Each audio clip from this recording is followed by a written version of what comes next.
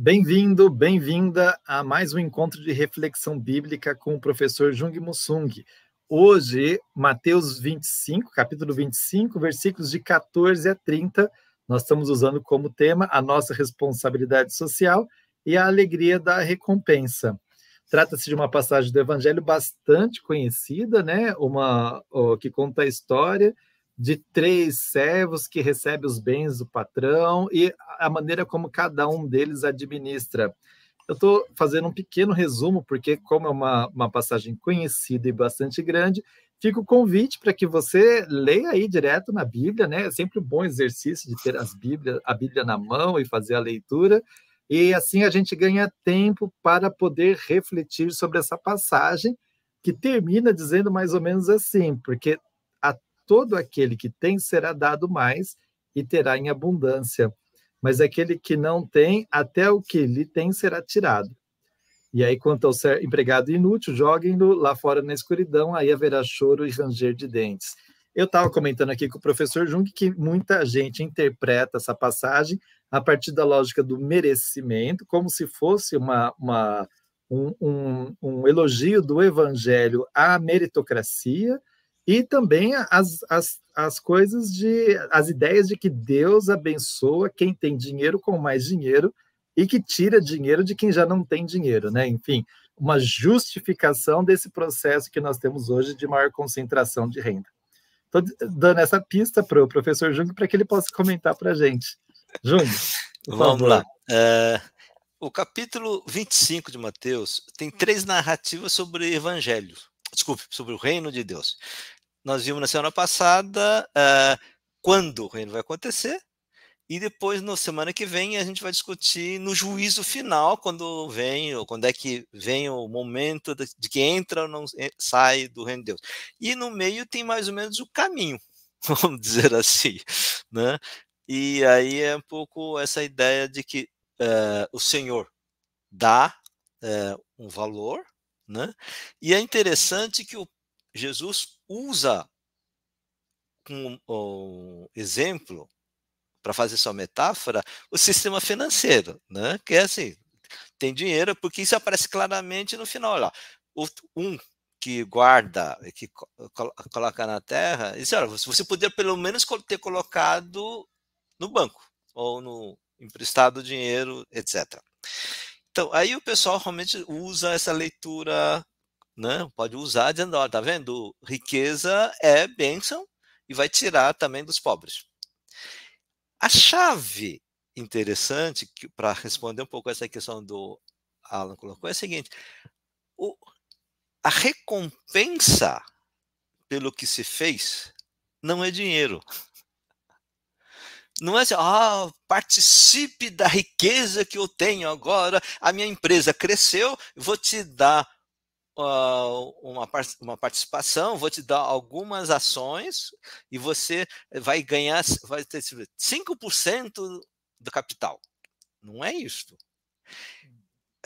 A recompensa é participe da alegria do Senhor. E uma coisa interessante, o que é alegria? Né? Alegria parece, mas não é igual prazer. Na sociedade de hoje, o que é importante ter dinheiro? Para ter prazer.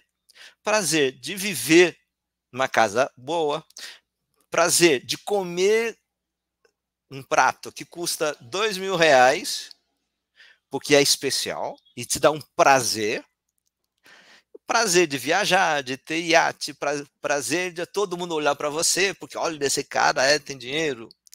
E até pessoal de igreja dizendo, olha, prazer de ser visto como este é abençoado por Deus. O prazer se pode comprar ou buscar. Você está com vontade de comer uma coisa prazerosa, vai e procura no bar, ou no restaurante, ou na cozinha em casa. E o prazer, quando você usa, ou você usufrui, cansa. Né? Quer dizer, um restaurante chique, depois de 3 pratos, encheu.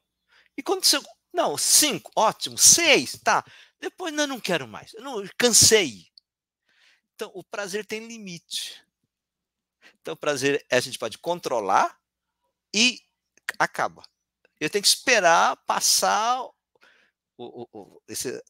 esse excesso do que você comeu ou do prazer que você teve para voltar. Alegria não. Alegria não se compra. Né? Você não tem essa coisa. Você merece. Não, eu posso merecer dinheiro que me dá prazer de comer isso, tá? Mas ficar alegre não vem do merecimento. Né? A alegria, e uma coisa interessante, alegria não cansa. Não sei se você já teve a experiência, todo mundo acho que está vendo assim, experiência de que você, um momento você ficou tão contente, tão alegre, que não quer dormir.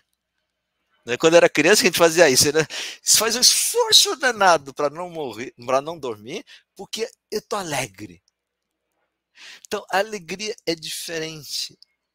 Por isso que, quando você participa da alegria do Senhor, não termina. Você tem mais, mais, mais. Se você não participa da alegria, você tem tristeza. Então, eu acho que essa é a chave importante para a gente ler o resto do texto. Tá.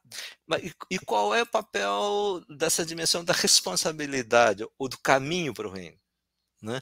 Que é a seguinte, pegando a partir da ideia do talento, né, que esse nome, assim, em termos de valor, é gigantesco no passado, tá? Mas não vamos entrar em discussão, questão financeira, mas assim, ser humano, todos, recebem algum dom, ou funciona para nós em português diretamente, nesse talento de fazer coisas.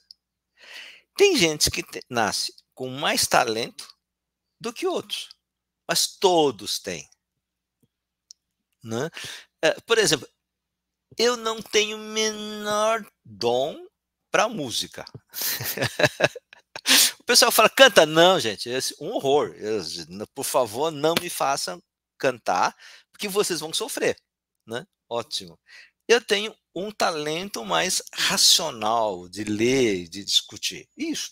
Então, o que tem que fazer? Eu tenho que aproveitar, desenvolver esse talento e assumir a responsabilidade. Então, aquilo que Deus ou a vida nos deu, ter a responsabilidade de estar a serviço dos outros. Então, uma das coisas que eu tento fazer é isso. Vamos oferecer cursos. Né? O Alan também é metido nesse tipo de talento e a gente faz juntos. Tá. Mas tem gente que não quer fazer. Então, o terceiro servo diz, não, eu tenho medo de Deus. Logo, não vou fazer nada. Então, o que você vai fazer? O mínimo. Tem gente que é cristão. Não, basta isso, porque se eu tentar fazer alguma coisa, pode dar mais problema. Eu não quero ter trabalho ou eu não quero ter responsabilidade. E não faço nada. É isso que Deus está dizendo. Não, todo mundo tem talento, o dom que recebeu de Deus ou da natureza ou da vida, e tem que ter responsabilidade. Aí a gente colocou responsabilidade social, dizer, não somente para você ou alguém próximo, mas as pessoas que você tem relações. E aí, se você põe isso a participar com isso, você tem uma alegria que não vem só de Deus depois. Alegria, nossa, sabe quando você trabalha com alguém junto, ou faz alguma coisa, aquela alegria, isto. Essa alegria é a recompensa do trabalho. E aí, você tem essa experiência, o reino de Deus está aqui. Nesse sentido, assim, a alegria de viver que a gente experimenta, isto é a presença do reino de Deus. Então, na semana passada, a gente discutia isso. Quando Deus, o reino de Deus acontece? Né? Isso, não sabemos disso. Mas quando a gente está atento àquilo que a gente pode fazer, de aprender com o que os outros fazem, de compartilhar, e a gente tem essa alegria. Daí que quem aprende isso, aumenta, aumenta, aumenta. E quem fica preguiçoso ou egoísta, sem sensibilidade com o que está acontecendo na vida das outras pessoas, isso não vai ter alegria. Sua alegria se esvazia. Por isso que tem muita gente que é rico e é de uma tristeza. Convivem e têm prazer, mas não sabem o que é alegria. E aí o pessoal, quando vê alguém pobre, alegre, diz, mas como é que esse cara é pobre e pode ser alegre? E fica com raiva. E eu conheci, no mercado financeiro que eu trabalhava, conheci os caras que tinham raiva de vendo pobres, ou mais pobres do que ele, ser alegre. E ele não tinha. Então fica com raiva. Como o pobre pode ser alegre? Né? E eu acho que essa é uma ideia muito boa para a gente entender essa metáfora, ou essa parábola. Então, a gente tem uma parábola no qual Jesus está explicando como que é o reino de Deus. Ele utiliza uma história contextualizada nas questões financeiras, do dinheiro, etc., mas para falar de outra coisa, para comparar, para falar de outros valores, por exemplo, como o valor da alegria. Seria essa uma boa interpretação? Isso, aí é uma coisa importante, né? Há uma diferença entre alegoria e metáfora, isso quando questão de linguagem, né? Então, metáfora é isto, você pega uma ideia para falar de outra, não é assim, quando você está na alegoria, você pega do banco, passa para o sistema financeiro diferente, do moeda para Bitcoin. Então você faz. Agora, a metáfora de Jesus, a parábola, é isso. Você pega uma experiência que o pessoal conhece e tira uma ideia mais importante, a mensagem importante, que é como é que a gente aumenta a alegria de viver. Isso se faz com a responsabilidade social, com o que a gente, os dons que nós recebemos. E quem aprende isto tem mais alegria e a alegria cresce.